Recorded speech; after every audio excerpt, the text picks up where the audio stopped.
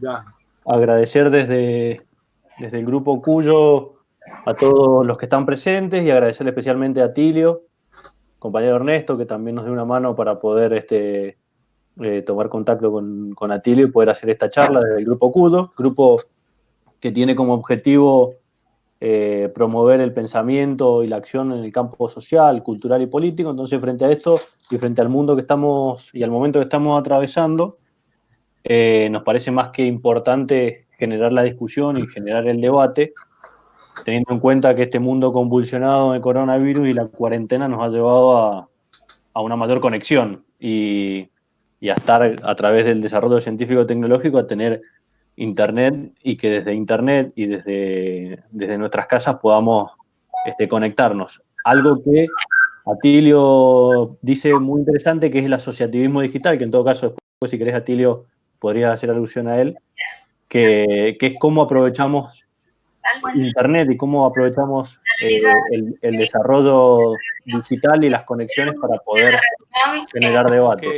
Lo que buscábamos es buscar, colaborar con el debate de ideas y la reflexión. Entonces, las preguntas que habían surgido, ya para darle la palabra a Tilio, es cómo va a quedar el mundo post pandemia, cuáles las políticas que están llevando adelante las distintas potencias, tanto la Unión Europea como los Estados Unidos en este momento, qué está haciendo América Latina, porque entendemos que América Latina está en una situación muy vulnerable, donde es medio sálvese quien pueda, y no hay una unidad como la que teníamos los primeros años de este siglo. Entonces, si esto obedece a una cuestión casual o es producto de la historia, la situación que estaba viviendo América Latina, y entender y ver cómo podemos ir pensando y debatiendo sobre el mundo post-pandemia, decíamos recién, que si esto nos va a dar una nueva oportunidad como latinoamericanos para poder tomar un poco y de una vez por todas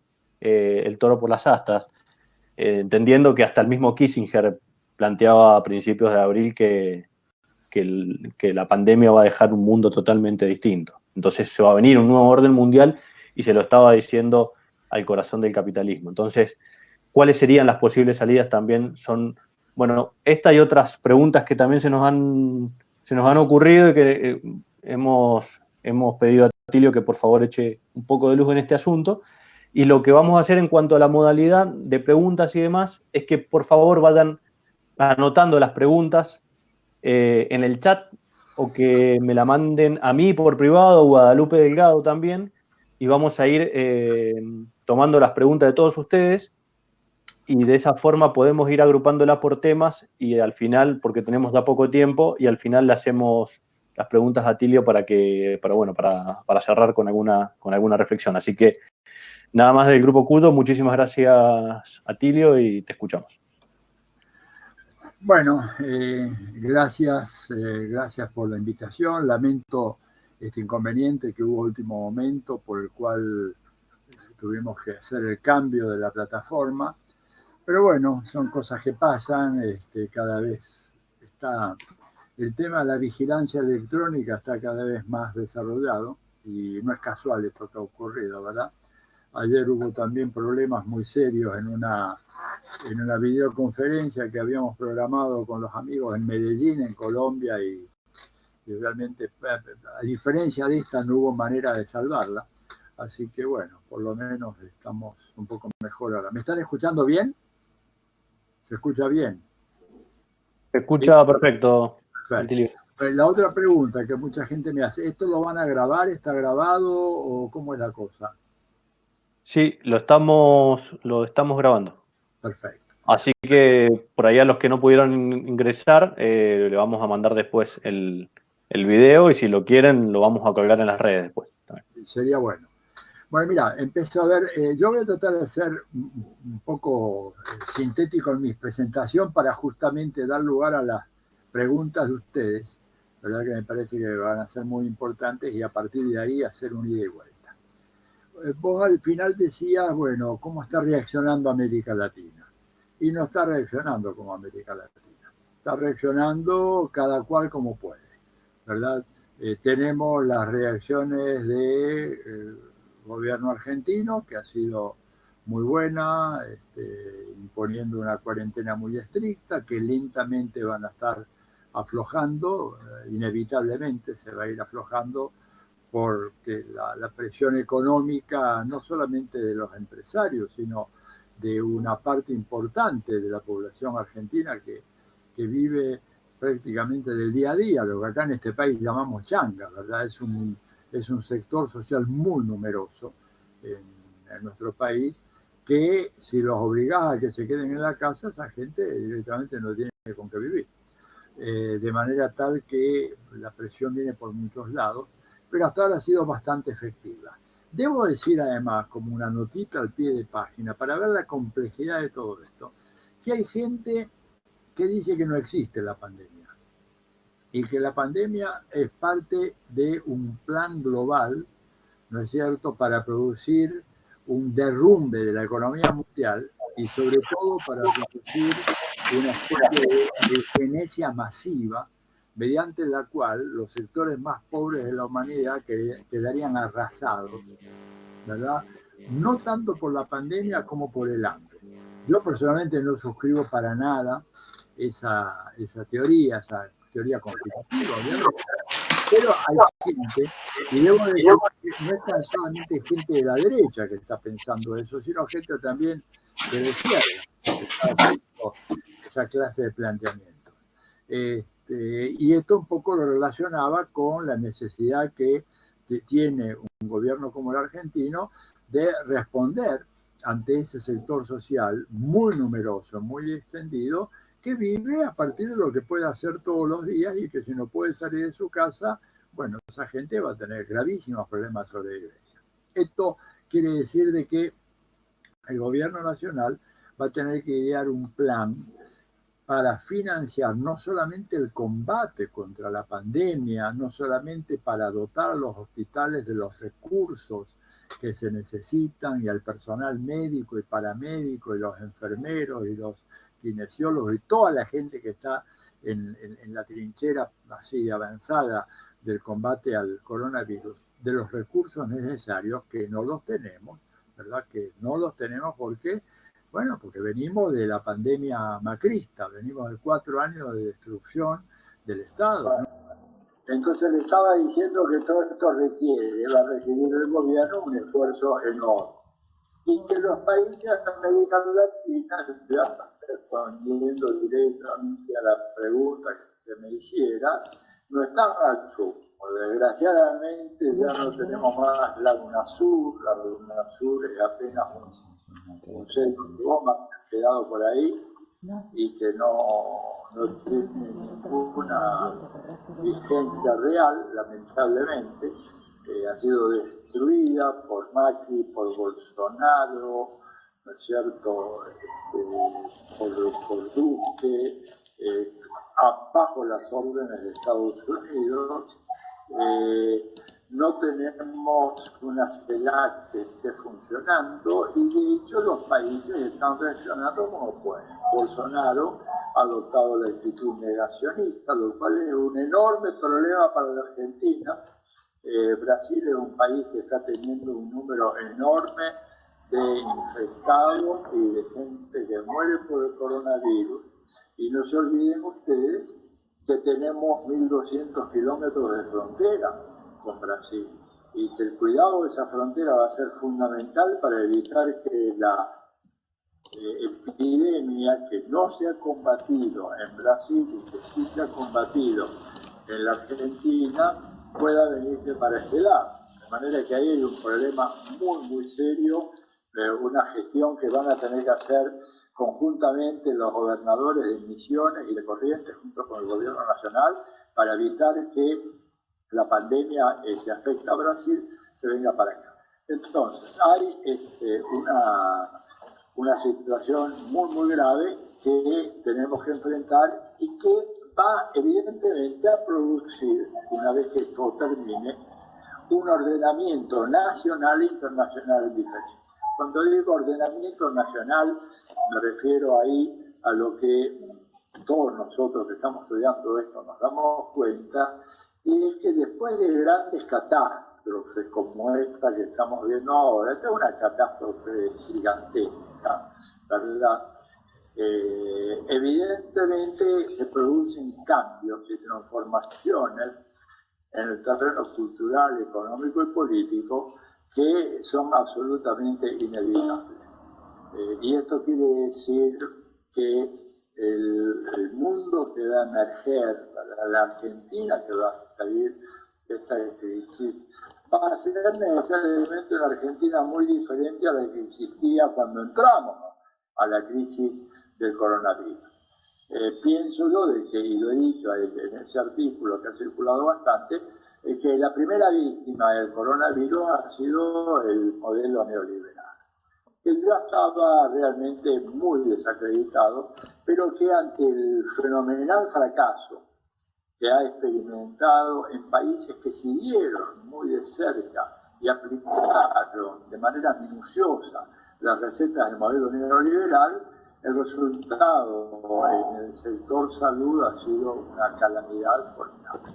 Estados Unidos, ya con creo 65.000 muertos por el coronavirus, con escenas que jamás habíamos pensado que podían verse en Estados Unidos. Si a mí ustedes me hubieran dicho que iba a haber un momento en donde en Estados Unidos iba a haber fosas comunes. ¿Se escucha? Bien. Que iba a haber fosas comunes en países como Estados Unidos, bueno, están las fotos ahora, ¿verdad? O cuerpos que se depositan en camiones, ahí hay fotos que salieron los otros días en New York Times, camiones de una compañía de mudanza autogestionada, que es el U-Haul, ¿no es cierto? Había 2 camiones de esos llenos de cuerpos en descomposición en Brooklyn, nada menos. No estamos hablando de una parte lejana de los Estados Unidos, estamos hablando de Brooklyn, uno de los 5 distritos de lo que es la ciudad de Nueva York. Bien, esto habla de que estamos en presencia de una situación donde el fracaso de estos modelos de atención médica privatizada y de una industria farmacéutica privatizada es monumental. ¿Qué quiere decir esto? Bueno, que el mundo que va a venir después, en el plano nacional, va a ser un mundo en donde necesariamente el papel de los mercados va a estar mucho más restringido, mucho más restringido. O sea que vamos a tener que, en ese equilibrio siempre difícil entre mercado y Estado, que en estos 45 años de hegemonía neoliberal se volcó a favor de los mercados de una manera absoluta, en este momento ese equilibrio se ha desplazado a favor de los estados y en contra de los mercados. Esto va a significar que salimos de esta crisis necesariamente con estados mucho más robustos, estados más grandes, estados con mayor capacidad de intervención, pero hay que tener en cuenta un detalle. Ese estado no necesariamente con esa mayor capacidad de intervención y de gestión va a estar al servicio de los intereses de las clases y capas populares. O sea, es un Estado que va a salir fortalecido, pero que puede adquirir, para simplificar mucho, esto casi maniqueísticamente, pero a los efectos didácticos sirve, es un Estado que puede asumir una forma neofascista, un Estado muy fuerte, controlador de los mercados, controlador también de la población, desarrollando nuevas tecnologías de vigilancia electrónica que ya venían gestándose hace mucho tiempo. Todos ustedes saben lo que es el tema del Big Data y toda esa historia, ¿verdad? Y por otro lado, puede salir un Estado así fortalecido, pero que esté al servicio de la causa popular. O sea, la alternativa es un capitalismo refortalecido con una marca política claramente neofascista o neonazi, que es un poco el temor que mucha gente tiene, o tenemos un Estado que, producto del protagonismo popular y del impulso popular y de la organización popular, pueda ser puesto al servicio del bienestar general de la mayoría de la población, de la prosperidad general, de la felicidad general, como reza la filosofía política clásica, ¿no es cierto? Entonces, en ese sentido, hay ahí una alternativa muy clara. ¿De qué dependerá esto? Yo ahí descarto radicalmente las tesis, por ejemplo, de Slavoj Žižek, que plantea que el virus acabará con el capitalismo. No hay virus que acabe con el capitalismo. El capitalismo solo se acabará el día que haya fuerzas sociales y políticas suficientemente poderosas como para tumbarlo. El capitalismo no es un sistema que se viene abajo por el virus. Lo más probable es que nos mate a todos y liquide el medio ambiente, pero que sobreviva al virus. Solo que la epidemia esta nos da una oportunidad para modificar esa relación de fuerzas, como decía recién, entre el Estado y el mercado, y si tenemos la suficiente fuerza política, la conciencia, la sabiduría, la capacidad para intervenir, puede salir de esto un modelo de reorganización social con un mayor protagonismo popular y que no sea solamente un protagonismo meramente en las urnas o callejeros, sino que se consolide como una forma estatal democrática, con una enorme participación popular, que es lo que yo, a falta de mejor nombre, he llamado un protosocialismo. ¿Por qué? Porque sería una forma elemental, primordial, de reorganización socialista de la sociedad, en donde ciertos bienes que habían sido, ciertos derechos que habían sido convertidos en bienes, por lo tanto mercantilizados por el auge del neoliberalismo, en este momento pueden convertirse o pueden asumir la condición de derechos inalienables de la ciudadanía, sobre todo si el público, eminentemente de la Argentina, que creo que es el caso, que inclusive en la época del predominio oligárquico a finales del siglo XIX en la Argentina, gentes como Roca, ¿no es cierto?, como Sarmiento, consideraban la educación como un derecho ciudadano, que ni se les pasaba a ellos por la cabeza pensar en la educación como algo que tenía que ser adquirido en el mercado.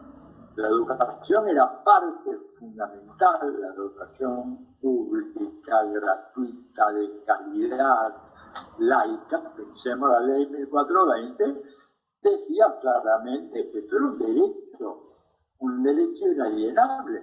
¿Qué hizo el neoliberalismo en su apogeo que arranca en 1975?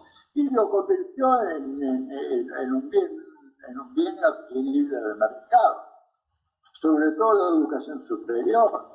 Piensen ustedes que hasta poco después de la Segunda Guerra Mundial, hasta la década de los 50, prácticamente no había universidades privadas en América Latina.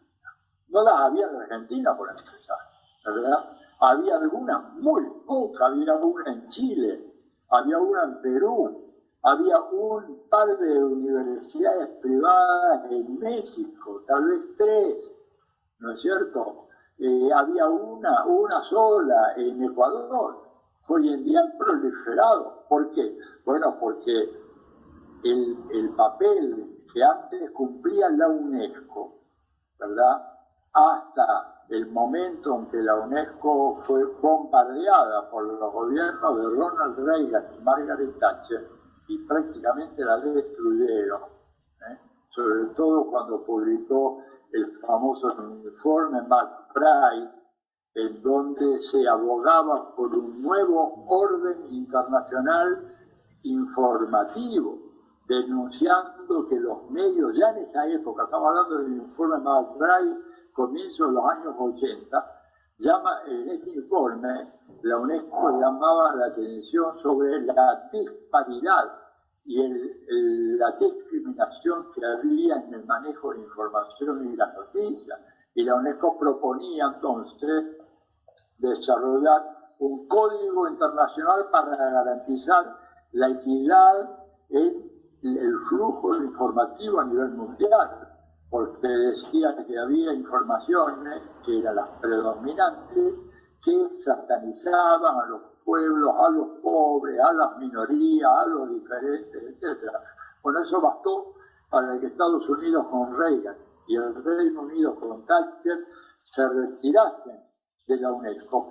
Y entonces, ¿quién pasó a tener el papel rector en materia de decir qué era lo que había que hacer en materia de educación? El Banco Mundial, que crea de inmediato una oficina de asuntos educativos y él empieza a elaborar todo este programa de promoción de la privatización de la educación superior, que ha generado esta situación que tenemos hoy en América Latina, en donde, si no me acuerdo defectuosamente, los últimos números que hay, hasta el año 2017-2018, hablan de que la matrícula universitaria predominante hoy en América Latina está en manos de las universidades privadas y no de las universidades públicas. ¿Por qué? Porque ahí se combina el ajuste estructural que viene con la crisis de la deuda de los 80, ¿verdad?, con esta política de liberalización a ultranza que viene luego fundamentalmente en la década de los 90 y que hace que proliferen todas las universidades. Esto venía a razón de explicar por qué, ¿no es cierto?, un avance en el sentido progresivo es recuperar el carácter público y de derechos de cosas que el neoliberalismo convirtió en bienes adquiribles en el mercado. Otro ejemplo, por supuesto, la salud, ¿no es cierto? Parte del gravísimo problema que ha tenido Estados Unidos, ¿verdad?, y que ha tenido Italia, España, y que ahora tiene Inglaterra, el Reino Unido, es que hubo un ataque a los servicios de salud pública, inclusive en uno que era los más prestigiosos del mundo, que era el sistema de salud público británico, que fue atacado por todos los gobiernos laboristas y conservadores por igual, en función de este precepto fundamental del neoliberalismo, que los mercados hacen mejor lo que los estados deberían hacer y hacen mal. Y entre ellos hacen mejor, decían, la atención de la salud. Fíjense el fin de semana del 3 y 4 de abril del Wall Street Journal, nada menos. Un artículo diciendo, señores, el mundo, el sistema internacional, tal como lo hemos conocido, desapareció para siempre, no tiene vuelta atrás. O sea que él ya es consciente de que en el plano internacional el viejo mundo está perimido, ya en este momento es un recuerdo del pasado. Claro, ¿qué mundo vamos a construir? Bueno, como todo va a depender de los actores, la conciencia de los actores, la capacidad de organización, pero evidentemente vamos hacia un sistema internacional completamente diferente del que teníamos antes, en donde Estados Unidos va a seguir siendo una potencia fundamental, pero lejos de lo que era en el pasado, que prácticamente era la única. Hoy en día Estados Unidos está en una especie de trípode, junto con China y con Rusia, en donde por diferentes razones China y Rusia han adquirido un protagonismo internacional de primer orden.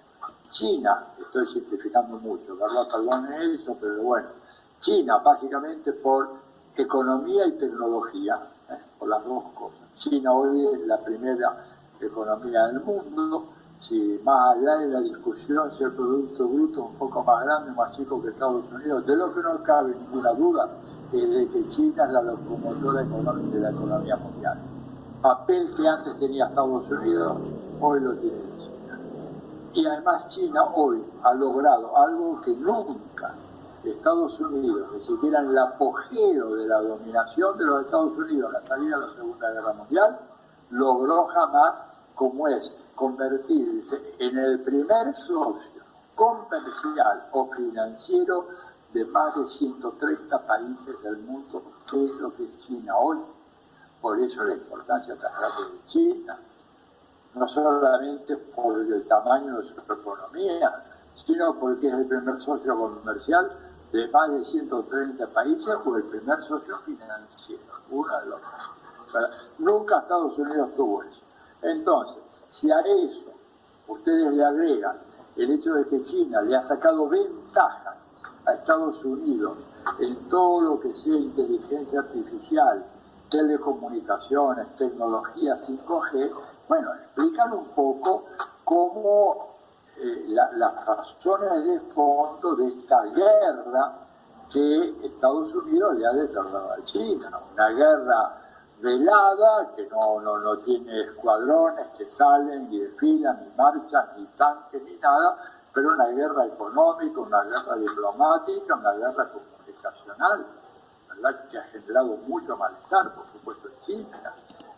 Donald Trump insiste en hablar del coronavirus como el virus chino, y esto no es nuevo en la historia de los Estados Unidos, porque la famosa gripe española de 1918-1919, resulta que esa gripe española en realidad no es española, era gripe norteamericana, nacida en Kansas, en un destacamento militar en Kansas, donde se preparaban los soldados americanos que iban a ir a combatir a Europa en la Primera Guerra Mundial. Y ese virus deben replantear las políticas públicas. Deben replantear las políticas públicas, sin la menor duda, ¿no es cierto? Porque si no las replantean, se va a reproducir lo que estamos viendo ahora. Yo creo que evidentemente hay toda una discusión sobre el grado de intrusión a la privacidad que es aceptable, no solamente en China, ojo, es aceptable en Singapur, que es un sistema de neoliberalismo a ultranza combinado con autoritarismo político hiperreaccionario, ¿verdad? Es aceptado en Corea, en las dos Coreas, en el norte y el sur. Yo diría en general en el sudeste asiático y en todo el mundo en China, todo el tema de la vigilancia de las autoridades, la vigilancia electrónica es algo mucho más aceptado que lo que es en Occidente. Pero lo que pasa es que también en Occidente somos ingenuos si pensamos de que no estamos siendo vigilados. Digo, yo personalmente no soy de ninguna manera un tipo paranoico, pero a mí me pasan cosas permanentemente que no pueden ser producto del azar. Digo, es producto de que hay todo un sistema. Ustedes piensen que el gobierno de Estados Unidos, ¿verdad?, tiene 16 agencias de inteligencia. Y el número no es que digo un número de 16 por decir. En mi blog, que es atilioborón.com.ar, hace ya 2 o 3 años publiqué el listado e inclusive les puse los logos de cada una de las 16 agencias de inteligencia del gobierno de Estados Unidos. ¿Qué quiere decir esto? ¿Y ellos qué hacen? Bueno, se meten en reuniones como estas, tendrían que ser unos idiotas si no estuvieran supervisando lo que hacen distintos grupos, no solamente en la Argentina, en todo el mundo, ¿verdad? Y ver qué dicen, recoger información, etcétera. Hay un documental que salió hace creo que un año, y no sé si no es de Netflix o alguna de estas compañías, que se llama Nada es privado, no sé si lo han visto. Si no lo han visto, les recomiendo que lo vean, porque es una especie de estudio muy detallado de cómo el manejo de los Big Data ha cambiado, ¿verdad?, los patrones de privacidad de los ciudadanos norteamericanos. Y ahí aparece gente, por ejemplo, de Facebook, diciendo que ellos tienen aproximadamente 7.000 datos, más o menos 7.000 datos, dijo, para 86 millones de ciudadanas y ciudadanos de Estados Unidos. ¿Cómo 7.000 datos? Sí, cuándo saliste, a dónde te fuiste, quién es tu médico, qué farmacia fuiste, cuál es el remedio, a qué restaurante fuiste, qué comiste, cuándo lo pagaste, con qué tarjeta, cuándo hiciste un depósito, cuándo no lo hiciste, cuándo te hicieron una transferencia, cuándo pagaste los impuestos, cómo los pagaste, a dónde te fuiste de viaje, con qué compañía, en qué hotel, qué auto alquilaste. Empiezan así, una lista y dice, tenemos 7.000 datos promedio para 86 millones de americanos, porque de esa manera, ¿verdad? Con el famoso algoritmo podemos definir clústeres o agrupamientos de tipos de personalidad, de patrones de consumo, etcétera, a los cuales después dirigir una campaña publicitaria personalizada. Pero no solamente para que compren una determinada marca de dentífrico o de perfume, sino personalizada para que compren un producto político llamado candidatura presidencial. Entonces, que nosotros pretendamos o finjamos ignorancia ante un hecho tan brutal y concreto como ese, que estamos absolutamente vigilados, que saben con quiénes nos comunicamos, a quiénes mandamos correos, de quiénes recibimos, a dónde estamos suscritos, habla de que en realidad esto es un hecho ya de la vida cotidiana nuestra, que es la revolución tecnológica, que es el avance de la aplicación de estas técnicas. Pues me decía la vez pasada una persona que estaba trabajando en una empresa más o menos grande, nacional, en selección de personal. Y él me decía, mirá, antes yo para seleccionar, suponete algún personal de nivel medio, tenía que entrevistar a 15, 20 personas. Hoy en día, con los algoritmos, yo elijo los 2 o 3 máximo, que están casi haciendo exactamente lo que yo necesito que hagan, que tienen las intenciones, los intereses, las aficiones, el perfil que necesita la empresa. Ya no tengo que entrevistar a 15 o 20. Me quedo con los 2, 3, la short list, que le llaman, en donde, ¿por qué? Y porque los datos de las redes sociales me hicieron todo el trabajo. Los algoritmos dijeron, mirá, para este trabajo necesitas a alguien que sea de tales características, tal nivel educacional, que le gusta hacer tal cosa, que tenga este patrón de consumo, que sea así de cuidadoso, que esté sano, que tenga esto, que tenga familia, que no tenga, que todo eso. Entonces, evidentemente, eso es un arma, y como toda arma depende de quién la use para que la use. Un fusil Kalashnikov en manos de un guerrillero vietnamita cumplía una función bienhechora para la humanidad. Un fusil Kalashnikov que lo empuña un delincuente que quiere robar un banco, evidentemente no está cumpliendo la misma función.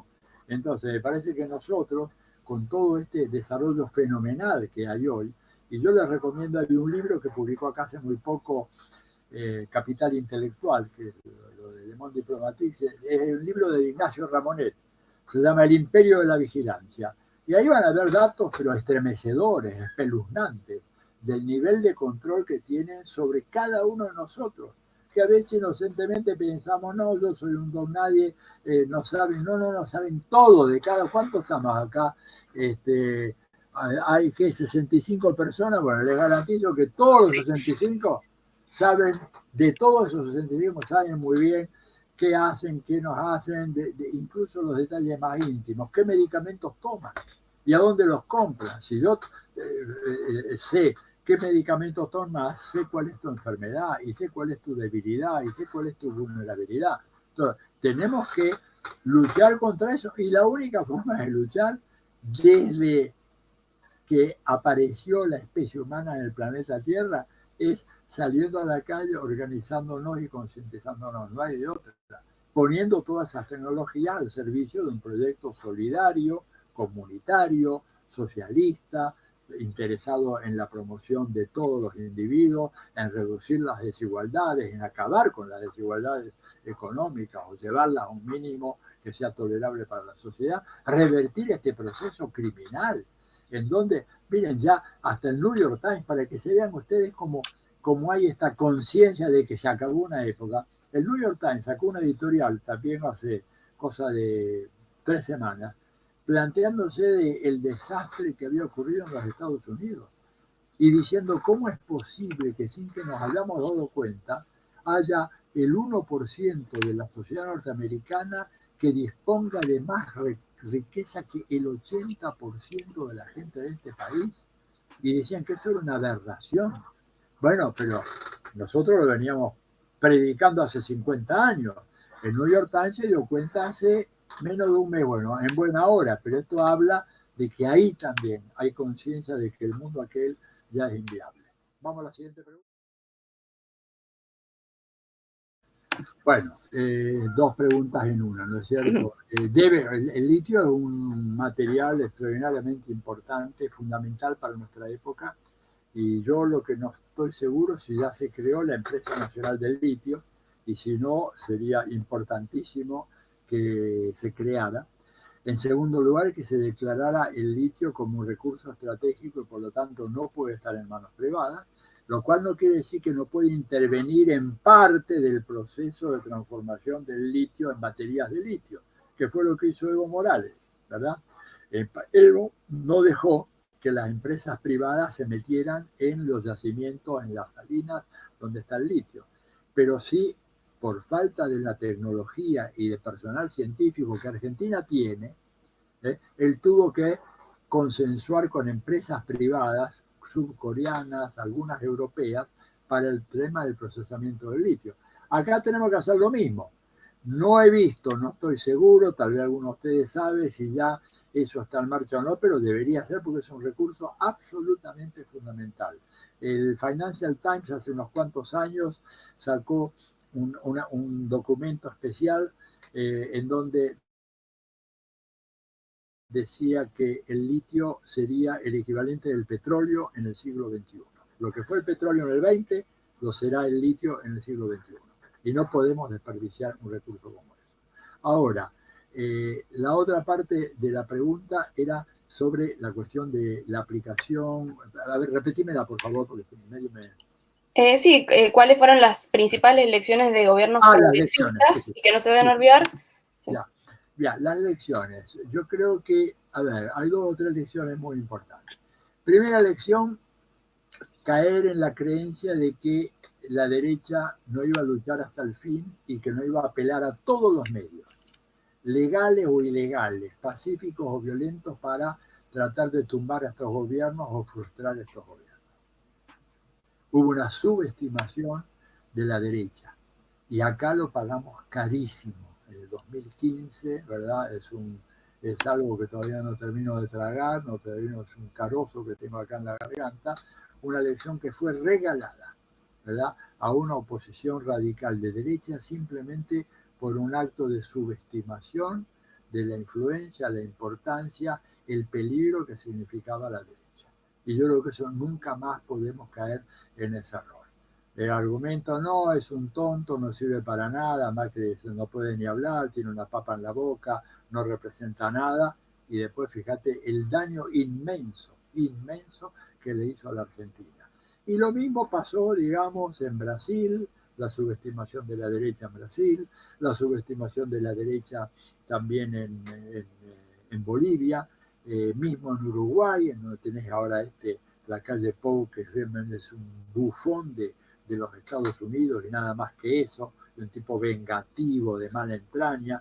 Bueno, o sea, primer error, nunca más subestimar a la derecha, aunque parezca que ya está exangüe, que no tiene más chance, no nos equivoquemos. La derecha es parte de un proyecto mundial, no es Macri, ni Larreta, ni la Vidal, ni la Michetti, ni nada de eso. La derecha son personeros del imperio actuando en la Argentina, en Bolivia y en Brasil, con todo el apoyo logístico, financiero, con todos los medios.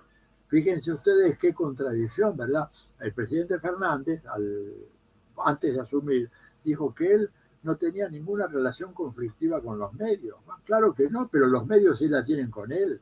Le están pegando de una manera salvaje y ni siquiera ha empezado a hacer las tareas más duras que tiene que hacer. Entonces, primera lección, no subestimar a la derecha. La derecha es parte de un proyecto mundial. Segunda lección, no tener una adecuada política de comunicación.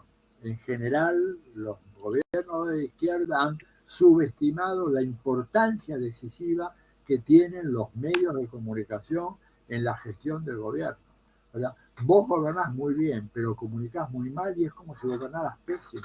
Y yo creo que lo que pasa, ¿no es cierto? Y veo con cierta preocupación que mismo acá ahora en la Argentina el tema comunicacional no ha sido encarado con la rigurosidad y la profesionalidad que tiene que ser encarado.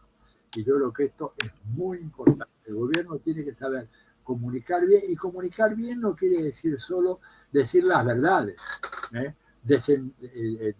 Denunciar las mentiras, las operaciones mentirosas que a diario, de una manera repugnante, producen los grandes medios. Tienes que también saber cómo te comunicas, y cómo te comunicas ahí con distintos sectores de la sociedad argentina. No es la misma comunicación la que vas a emplear para dar a conocer un proyecto de gobierno para, suponete, las personas adultos mayores, suponete mi caso, que las que tienes que hacer cuando tenés que comunicarte con chicos entre 18 y 29 años. ¿Y por qué pongo este rango de edad? Porque, por ejemplo, en Estados Unidos salieron unas encuestas muy interesantes hace poco, en donde demuestran que los llamados millennials, que hoy tienen entre 18 y 29 años, resulta que tienen una opinión más favorable del socialismo que del capitalismo. Primera vez en la historia americana. Nunca antes. Siempre la opinión sobre el socialismo era muy negativa, ¿verdad? No quería. Bueno, ahora en ese grupo de edad, 18-29, es más importante la opinión a favor del socialismo que a favor del capitalismo. Entonces, cuando vos lanzás un mensaje de un gobierno, no podés lanzar el mensaje hacia el voleo para todos igual. No, tenés que segmentarlo. Y para eso están los algoritmos, para eso está el Big Data, para eso hay gente que conoce eso. Entonces tenés que mandar el mensaje para los jóvenes, para las mujeres, para la población de adultos, para los adultos mayores, para algunas de las minorías étnicas, minorías sexuales, lo que sea. Pero tenés que dirigir los mensajes hoy. No se vale mandar un mensaje así general para Urbi et Orbi. Eso lo hace el Papa Francisco cuando sale ahí al balcón y da la bendición a todo. Pero esa comunicación es nula. Entonces, el detalle ese de desestimar el papel de la comunicación fue uno de los grandes errores que tuvieron esos gobiernos. El único que entendió eso en su momento fue Chávez. Y por eso Chávez propuso la creación de Telesur y la Radio del Sur y todo demás. Pero fíjense qué curioso, por ejemplo, siendo Telesur el único canal de noticias que siempre habló bien de los gobiernos kirchneristas, nunca recibió el apoyo que tenía que haber recibido de los gobiernos kirchneristas, y mucho menos nunca se incluyó Telesur como parte de la grilla obligatoria gratuita que teníamos que tener en este país, porque tenías a la CNN en contra, TN en contra, Infobae en contra, todo en contra, y el único que hablaba a favor tuyo solamente podías acceder si te suscribías a Cablevisión o alguno de esos y pagabas. Absurdo. Telesur tenía que haber sido gratuito para todo el mundo, porque te da la otra perspectiva que no te dan los canales internacionales de noticias, y mucho menos los de acá. Y el tercer error, y con esto cierro un poco la respuesta, yo creo que fue pensar de que había que aminorar el ritmo y que se había avanzado demasiado. O sea que, por ejemplo, el caso de la Argentina, la 125, ¿verdad?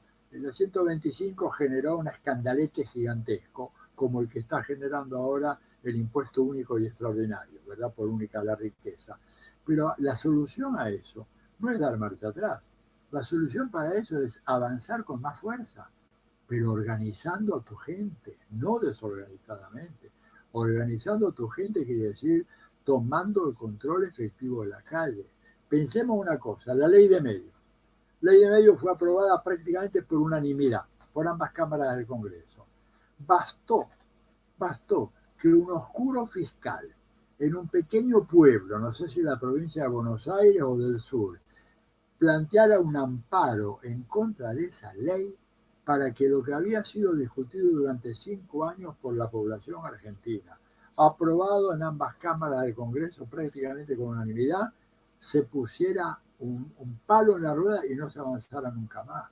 Por favor, esto fue un error tremendo. Ahí lo que tendría que haberse producido es, bueno, organizar una gran movilización popular, rodear las oficinas de Clarín y de Nación y de TN y de todo lo demás, hacer una gran manifestación, planteándote ahí enfrente de cada uno de estos lugares 30, 40 mil personas así cruzados de brazos, donde acá no entra ni sale nadie, porque la ley se aplica y punto. Y eso hubiera hecho posible que no tuviéramos este desastre comunicacional que tenemos hoy, esta ofensiva brutal que al gobierno lo insultan, lo contradicen, lo tergiversan, lo vituperan y estamos indefensos. Entonces me parece que ese es el otro error y que creo que no tenemos que volver a eso. Yo espero que cuando pase esta pandemia y ya haya una cierta normalización de la vida política, podamos realmente avanzar un poco en esta dirección. Es lo único que le da sustentabilidad a un proceso de cambio. Si perdemos eso, si perdemos la capacidad, porque ellos tienen todo, ellos tienen el dinero, tienen los medios, el apoyo internacional, tienen la OEA, tienen Estados Unidos, tienen la Unión Europea, tienen todo. ¿Qué tenemos nosotros? Y la capacidad de organizarnos, y la capacidad de controlar la calle. Eso es todo. Y yo creo que eso casi es la única arma que tenemos. Si no la usamos, nos pasan por arriba. Creo haber sido suficientemente claro, ¿no? Bueno. Sí, definitivamente. Ellos, digamos, la burguesía imperial, como le llamaba Fidel, no se rinde fácilmente, mucho menos ante un virus. Por eso mi reacción ante lo de Zizek, que es muy, cuando Zizek dice, bueno, el virus acabará con el capitalismo, se viene un comunismo renovado, bueno, ojalá, pero no hay virus que tumbe el capitalismo lo tumban fuerzas sociales y si no, no lo tumba nadie. Entonces, la derecha, claro que tiene un plan. Y el plan va a tratar de ser, y Kissinger lo dice en el editorial, rescatar los valores fundamentales del orden mundial y lo que aseguró el equilibrio internacional. ¿Qué te está diciendo con eso? Mantengamos las Naciones Unidas como son ahora, mantengamos el Consejo de Seguridad como es ahora, mantengamos el libre comercio como ha funcionado maravillosamente ahora, mantengamos a la Organización Mundial del Comercio vigilando y controlando, ¿no es cierto?, todas las actividades económicas, comerciales, para evitar que haya problemas de proteccionismo, etcétera. Ellos tienen ese plan y saben que hoy en día disponen de recursos muy poderosos de intimidación y de manipulación pública, porque todos estos big data que yo les dije recién, la vigilancia electrónica y todo lo demás, son instrumentos muy poderosos. Ellos controlan la internet. Ahora, evidentemente es un mundo que se les está escapando de las manos. ¿Por qué? Porque es cuestión de tiempo para que aparezca la internet china y la internet rusa. Y ahí entonces de nuevo vamos a tener plataformas alternativas dentro de las cuales movernos, porque la que tenemos hoy está absoluta y totalmente controlada por Estados Unidos, ¿verdad? Y cuando digo por Estados Unidos, digo por empresas norteamericanas como Alphabet, una empresa, ustedes han oído hablar de Alphabet, poca gente oye hablar de Alphabet, pues Alphabet es nada menos que la dueña de Google, ¿verdad? Alphabet, Facebook, ¿no es cierto?, Microsoft, todas esas grandes empresas, todas están íntimamente articuladas al gobierno de los Estados Unidos. Y en donde están sometidas a ese gobierno por imperativos legales que el gobierno ha establecido a esas empresas, que aunque quieran hacerse los locos, Amazon mismo, ¿verdad?, no lo pueden hacer, porque están legalmente subordinadas, son empresas estratégicas de carácter nacional, y Estados Unidos ahí, y la derecha ahí, no se anda con chiquitas, no tienen todo este temor que tenemos nosotros, ay, vamos a pisar la institucionalidad, ay, cuidado que de repente recortamos ciertas libertades, no, esos son las cosas, digamos, que nos detienen a nosotros, los escrúpulos que tenemos, que es muy bueno tenerlos, pero a veces en política